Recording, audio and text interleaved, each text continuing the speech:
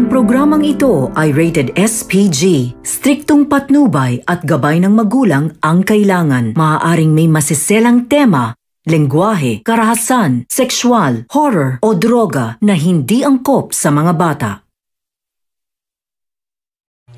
Natuklasan ni David ang dahilan sa pagkamatay ni Pablo, ngunit wala siyang sapat na katibayan para ituro itong si Tanggol.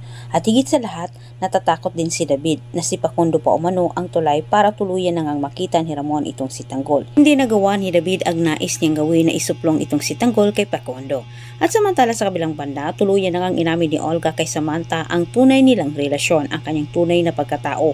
Siya ang tunay ina nito. Hindi kaagad naniwala itong si Bubbles na sa pagkaakala naman ng dalaga ay gumagawa lang ng kwento itong si Olga Estebeng para siya'y sumama nito. Sobrang desperada na itong si Olga para maitakas itong si Bubbles at mailayo at para siya'y paniwalaan ito. Kwento ni Olga ang dahilan kung bakit kinakailangan umano niyang iwan itong si Bubbles kay Celso. Dahil umano sa mga Montenegro at dagdag pang siniraan ni Olga itong si Tanggol kay Bubbles, sinabi niya rito na si Tanggol umano ang tumapos sa buhay ng kapatid ni Bubbles na itong si Greg. Pinabuluanan sa lola ni Bubbles ang sinabi ni Olga at pilit naman nilang kinumbinsi itong si Bubbles Samantha na sumama na nga kay Olga bago pa umano matuntun ang lungga ng kanilang pinagtataguan.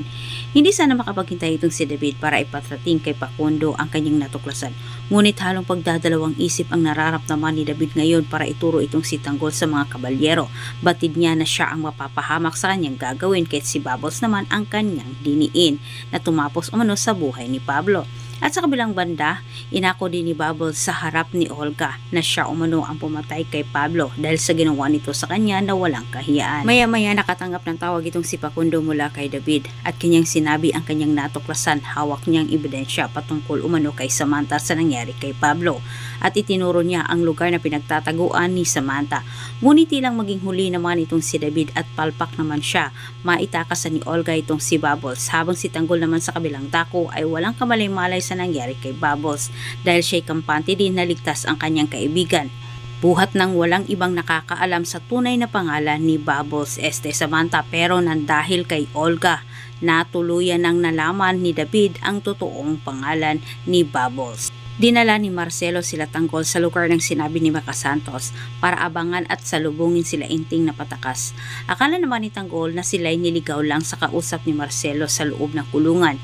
Nagkaroon naman ng aberya ang pagtakas nila Inting, buhat ng matunugan din ito ni Warden at hinabol sila at pinaputukan.